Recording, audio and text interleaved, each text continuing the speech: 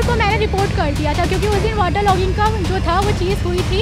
ये action Wednesday को ले लिया गया होता, वो जान नहीं जाती।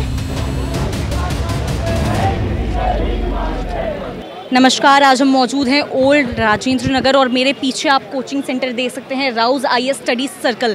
ये वही कोचिंग सेंटर है जहाँ का आप नज़ारा देख रहे होंगे। 1 से 2 दिनों से काफ़ी ज़्यादा ये सुर्खियों में बना हुआ है, न्यूज़ में बना हुआ है। दरअसल यहाँ पे 3 छात्रों ने अपनी जान गंवा दी है, 3 छात्रों की मौत हो गई है। यहाँ पे जो बेसमेंट था वहाँ पे लाइब्रेरी चलती थी और वहाँ पे पानी का इतना ज़्यादा भराव हुआ, जल भराव इतना ज़्यादा हुआ कि जिसकी वजह से 3 छात्रों की मौत हो गई है। अब यहाँ पे इसी के चलते यहाँ पे MCD की तरफ से जो यहाँ पे एक्शन है वो भी देखा जा सकता है। MCD ने एक्शन लेना शुरू कर दिया है। बुलडोज़र यहाँ पे देखे जा सकते हैं किस तरीके से बुलडोज़र आकर के यहाँ पे बुलडोज़र से काम चल रहा है। लेकिन सवाल अब भी वही है कि इस तरह का जितना भी एक्शन है वो तभी क्यों लिया जाता है जब कुछ हो जाता है या जब किसी भी तरह के मुद्दे हो जाते हैं या जब किसी भी तरह का प्रॉब्लम हो जाता है। हमारे साथ यहाँ पे एक और छात्रा जुड़ी हुई हैं, इनसे बातचीत करेंगे। मैम आप 1 सेकेंड इस साइड देख लीजिए।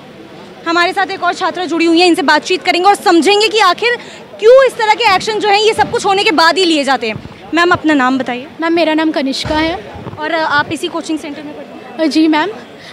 मेन जो चीज़ मैं हाईलाइट करना चाहती हूँ कि मैंने MCD डिपार्टमेंट को ये जो घटना होने वाली थी 27 को हुई, मैंने ये 24 को मैंने रिपोर्ट कर दिया था क्योंकि उस दिन वाटर लॉगिंग का जो था वो चीज़ हुई थी। मुझे 6-7 ऑफिशियल्स का कॉल आता है, मेरे पास नंबर भी है एक ऑफिशियल का। उन्होंने पूरा, आप देख सकते हैं डॉक्यूमेंट में कि action is been taken on your complain. ये देखा, पूरा फॉर्मेट देखिए, जो एक एज एन इंडिविजुअल, जो कि ये अथॉरिटी को देखना चाहिए। लेकिन यहाँ मुझे बस 2 हफ्ते हुए हैं आते हुए। ये सारी चीज़ें मैंने कंप्लेन फाइल की, यहाँ पे मुझे प्रॉपर रिप्लाई भी आता है कि complain forwarded to MCD control room. मेरा क्वेश्चन ये है कि कागजी चीज़ें ये बस मतलब फॉर्मेलिटी के लिए है, जो एक्चुअली एक्शन आप ले रहे हो, अभी ले रहे हो, ये एक्शन वेडनेसडे को ले लिया गया होता, वो जान नहीं जाती। जो डाटा अभी भी छिपाया जा रहा है, जो और भी बच्चे गए हैं, नहीं जाने जाती वो।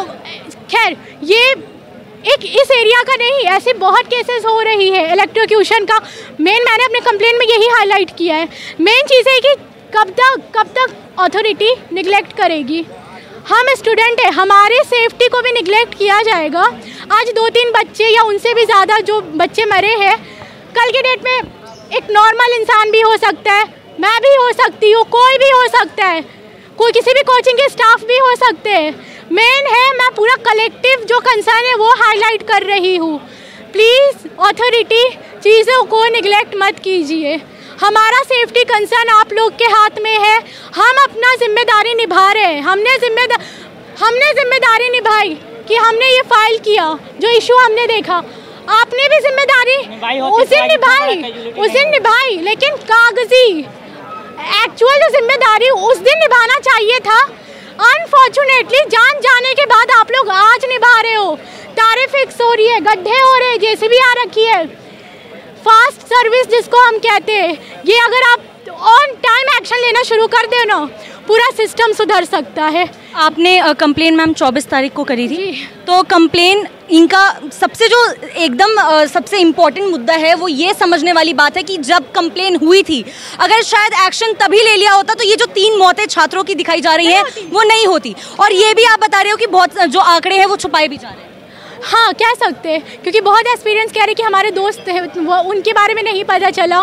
बहुत पेरेंट्स पूछ रहे, जो मुझे इन्फॉर्मेशन पता चला है, एक्चुअल मुझे नहीं पता, उन इन्फॉर्मेशन को मद्देनज़र अगर ऐसा चीज़ है तो प्लीज़ जो एक्चुअली में जो कैजुअलिटी हुई है, प्लीज़ डाटा सामने लाइए, क्योंकि हमें जानना ज़रूरी है। हमें जानना ज़रूरी है।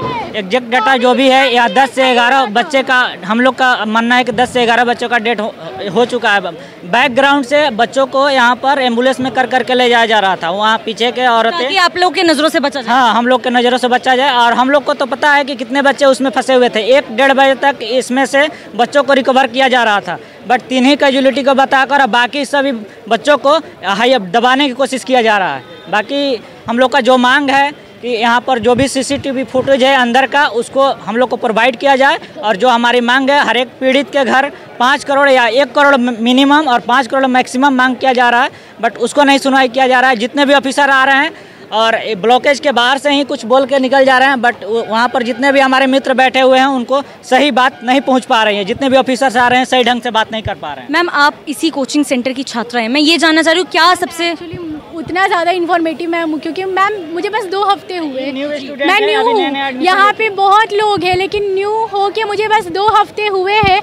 जो मुझे पूरा इस एरिया का कंसर्न लेके मैं एक कोचिंग सेंटर पे ऑब्वियस मैम सर एक जी कोचिंग सेंटर्स ऑब्वियसली यहाँ बहुत सेंटर्स है जो कि घेरे में आ रहे हैं, अभी इन्वेस्टिगेशन हो रही है, लेकिन मेन है कि जो मुद्दा है वो सामने आए। मेरा बस यही तो इनका जो मुद्दा था वो ये था कि यहाँ पे पहले भी कंप्लेन की गई है, 24 तारीख को भी यहाँ पे कंप्लेन जो है वो दर्ज करी गई थी, लेकिन उसके बावजूद किसी भी तरह का एक्शन नहीं लिया और उसी का जो नतीजा है वो ये कि 3 छात्रों की यहाँ पे मौत हो गई है। यहाँ पे एक्शन जो यहाँ पे हमारे साथ जुड़ी हुई थी, जो यहाँ पे यहीं की छात्रा भी है, 2 हफ्ते हुए हैं उन्हें यहाँ पे आए हुए, उनका यही कंसर्न है कि ऐसा क्यों होता है कि जब कुछ हो जाता है उसके बाद ही सरकार जो है वो एक्शन मोड में आती है, तभी उसके बाद से जो गड्ढे हैं वो यहाँ पे भरे जा रहे हैं, उसके बाद से ही जो तारे हैं बिजली की उनको फिक्स किया जा रहा है। आखिर ऐसा क्यों होता है कि हमेशा क्विक सर्विस के नाम पे जिस दिन कंप्लेन होती है उस दिन कागजी कार्रवाई होती है और उसके बाद सरकार मुद्दा और लोग दोनों को भूल जाती है। मुस्कान ओझा, नव नोएडा के साथ।